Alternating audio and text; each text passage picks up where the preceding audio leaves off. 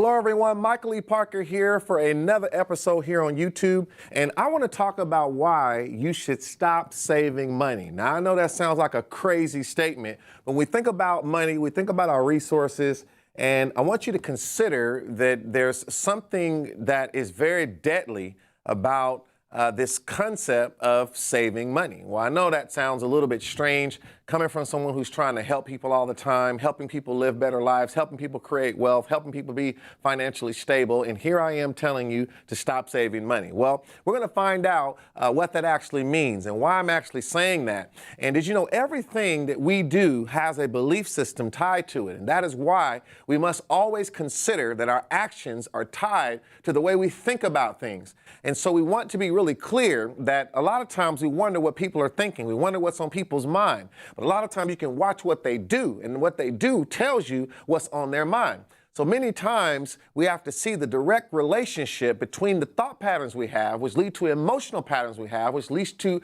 behaviors that we actually demonstrate to others. And so we must be very clear that one of the things that we all are, have to think about in life is money, because money allows us to be able to make decisions that help to further our life, further our families, make sure we can provide for ourselves. So these are things that I want you to really keep in mind as we talk here today. Now, if you're just getting here to the channel, I welcome you. I see some of you that are joining me live. Make sure you subscribe, you like, you share, you comment if you are new to the channel.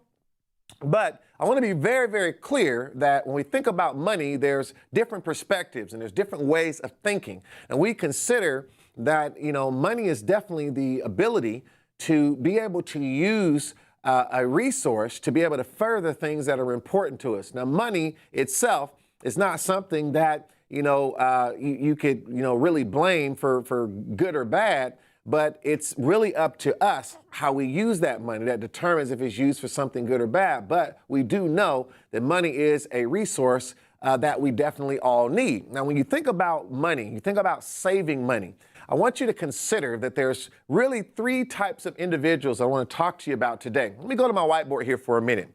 So when you consider, there is the individual that, let's call them the saver, okay? Right? So there's the saver, and then there is the debtor. All right? Another person we want to address is the investor. Okay? So these are three types of people that I want you to keep in mind. I want you to think about the importance of these individuals.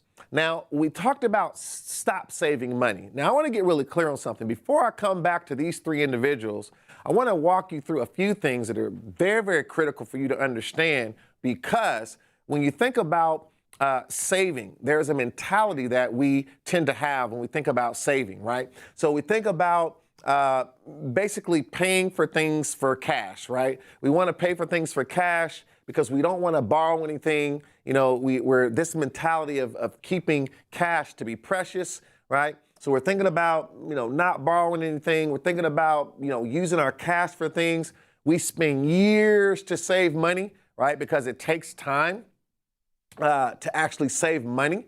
So, it takes years oftentimes. You just want to see it build up. And a lot of times the saver feels so good to see their money build up and build up and build up into an account, right?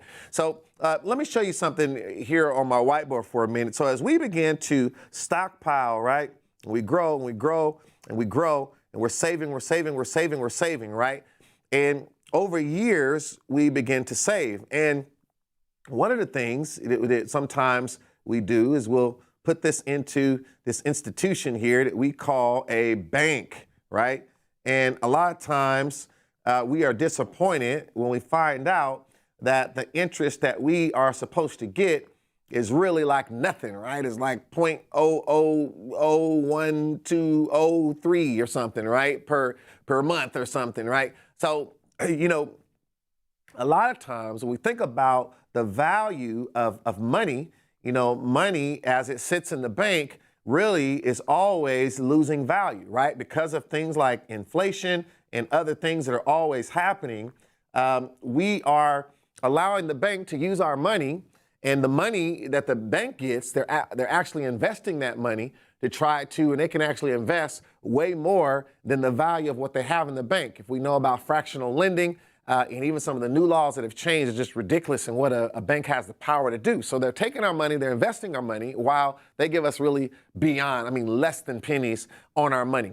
So the saver is in this situation, right? Where, you save this money and it's always this mentality of, I don't want to lose that money. This money at least is in the bank or what have you, right? But you're really not earning anything.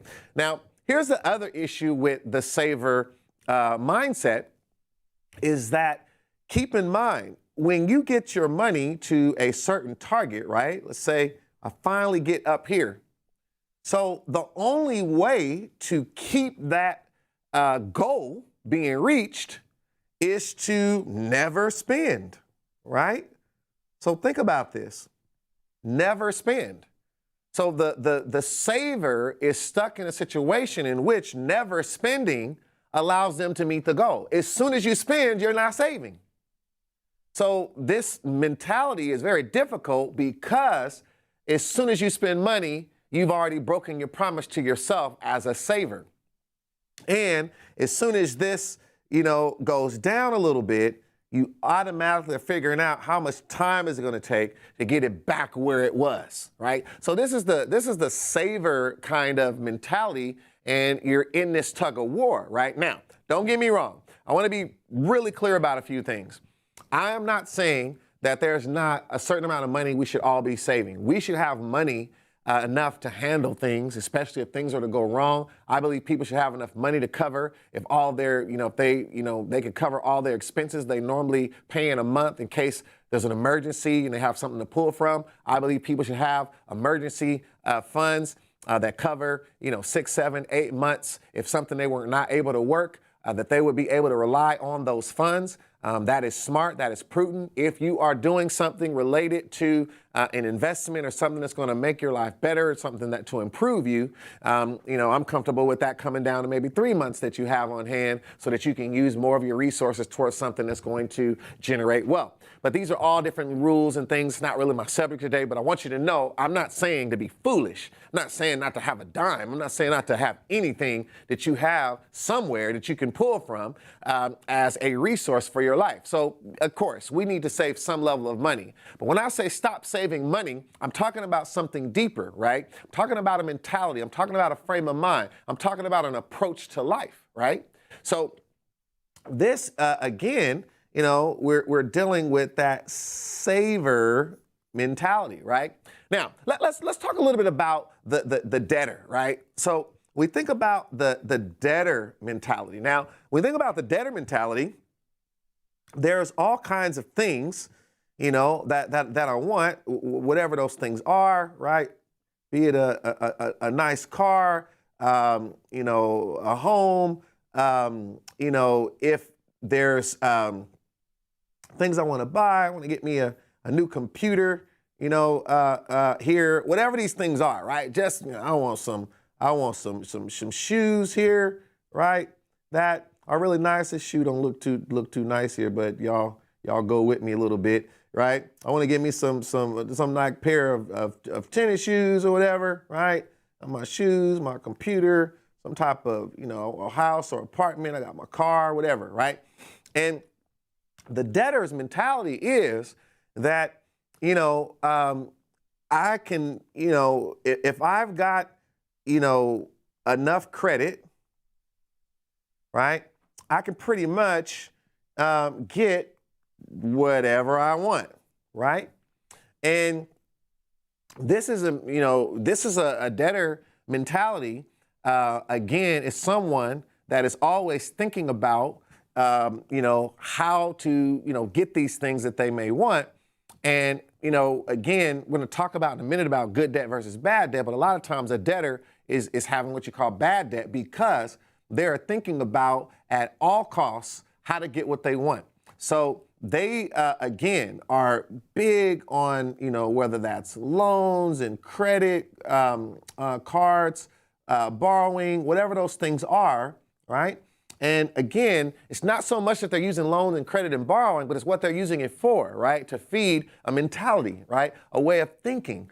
And this is what I want you to consider. This is a debtor type of thinking, right? Now, we go to the investor type of thinking, right?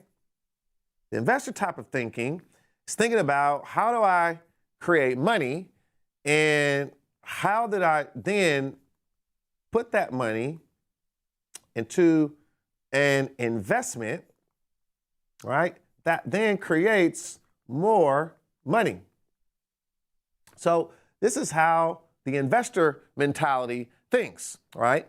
And so it's always trying to, put a seed, if you will, into the investment that then produces a crop, right, of things that have all kinds of fruit on those crops, right?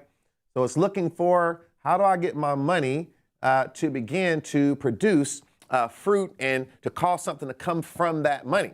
So this is the investor type of thinking. This is the investor mentality of thinking about creating wealth. So we want to be really clear when we think about, all these different elements, and the same thing. Now think about this. Let's go back to debt for a minute. So one thing about debt, there's a lot of financial advisors out there. They have a heavy focus on, making sure you have no debt, right? Get to zero debt. A lot of popular people online, it's talked about a lot, like become debt free, all this type of thing. Now, but keep in mind, this person's goal is just to get to zero in not having any debt, right? But then what, right? Then what? That still has nothing to do with creating wealth for yourself or getting the life that you want.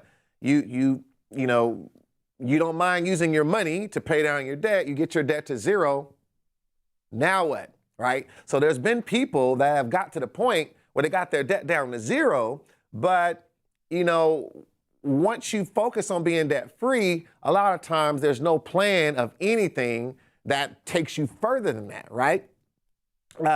So this is, again, one of the things that's challenging about debt, right, is because the way the system works, if you don't have some debt, no one wants to give you debt. Let me say that again. The way the system works, if you don't have some debt, then no one wants to give you debt.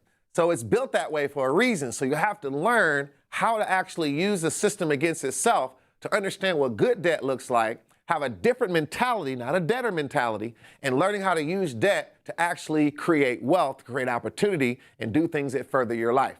So I hope you see the difference in the saver, in the debtor, and in the investor. Now, based on that understanding, now I want you to get a few things. Let's go back to those three people again that we started off with, and I want you to really get this about the saver, the debtor, and the investor. Now, I want you now to get the key here. The key here is not so much just the fact that one likes to save, one uses debt, and one invests. The key here is a mentality. It's a way of thinking. Now, what do I mean by that? The saver has this mentality. Let me let you get a close-up on this. I don't want to lose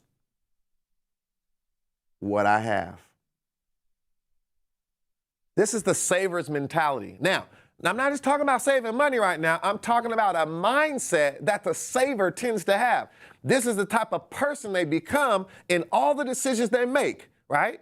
The decisions they make about because here's the key. When opportunity hits you in the face, when opportunity hits you right where you are and you see there's a real opportunity in front of you, these three people think differently about what to do next. The saver thinks about, I don't want to lose what I have. Why? I've been saving it, right? As soon as I spend it, I broke the promise to myself. So the saver is not really in a condition mentally to take advantage of opportunities because their overall thinking is, I don't want to lose what I have, right? I don't want to lose what I have. Now, here's the debtor. Let's go back here. The debtor has this mentality.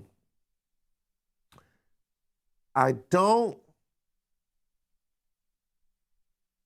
want to do without things I want. Kind of getting to the bottom of my I want here. Yeah. So I don't want to do without things I want. So this person is oftentimes not in a position when opportunities come up. A lot of times they're not in a position because they're so surrounded by things, right? Things that don't have a return, right? A lot of times a debtor is always because what? We want a lot of things in life, just in terms of just wanting stuff, right? Whatever. Just all kinds of stuff. There's things we like, hobbies, desires, things that we, make us happy, things that are fun, whatever it is. The debtor lives their life in that mindset of whatever is shiny, whatever is sparkling, I will do whatever I have to have that thing, and I will use debt to do it. It doesn't have to give me a return. It has to just fulfill my joy about it, what I enjoy. As long as I like it, as long as it's what I want, I will do it. I'll find a way to get it. So this is an individual that always ends up stuck because, not so much because they're using debt, but the mindset they have that what they want and the things they want that entertain them, that they like, is more important than their financial situation. So to them, just charge it, right? They could just get it. So this is a total different mentality, right? Now, the investor mindset is this. It's simply this. I don't want to miss out on an opportunity.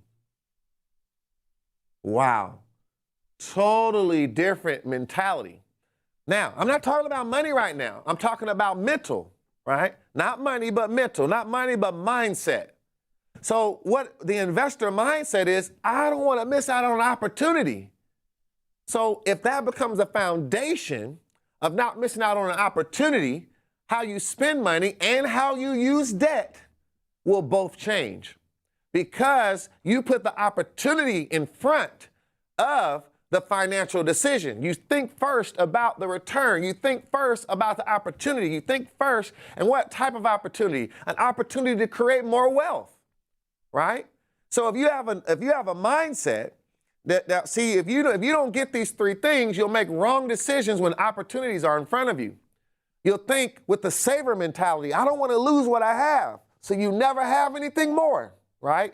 The debtor is so immersed with toys and things that they'll put themselves into all kinds of bondage to have the thing that sparkles and shines, right? I don't want to do without the things I want, right?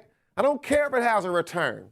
The investor says, I don't want to miss out on an opportunity to multiply my resources, multiply my money, create more wealth.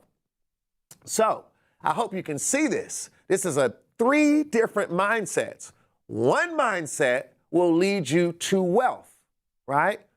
So one will lead you to bondage, right? In debt everywhere. And one will leave you stuck in one place, right? Because as soon as you spend, you broke your promise to yourself, right? So you have to know these three. Now, having said that, I want to leave you with one final thing about when we talk about invest. So I hope you all are getting this. We talk about the investor mindset. And again, if you're just getting here, make sure to like, subscribe, share, comment, do all the YouTube stuff. But when you talk about being an investor, there's a lot of great things to invest in, right? So there's things like real estate. Why? This has a return, right? And you can even benefit from the depreciation of it, tax-wise, right? Returns. There's things like stock, right? Absolutely. There's things like a business, right? Investing in your business, right? But the biggest investment out of all of them, right, is in your mind, right? And your mind generating an informed idea. There is no greater indicator or producer of wealth than the right thought at the right time, because you invested in your mind. So when people don't know what to do, they will never do what they should do. So the first step, even think about it, for me to even get into real estate, someone got to tell me about real estate, right? For me to get into let me use a different color here, right? For me to get into real estate, you can't just start from nowhere. You get into stocks, someone put something in your mind. You want to get into business, somebody got to put something in your mind. So the first and your greatest investment in life is any time there is a chance to invest in your mind. To make your ideas more informed, so that what you do is truly something that can create real wealth, because you know and you've been educated about something that is actually going to yield a return. And so I hope you got this. I want to really leave this on your mind, pun intended, that you must invest in your mind, invest in your thoughts. Do not have a saver mentality that is always thinking about what you're going to lose. Do not be a debtor that is willing to borrow and borrow and borrow to have the things and toys that you want with no conscience of creating wealth, but become an investor mindset, right? I'm not even talking about, real estate and business and all that right now. I'm talking about up here.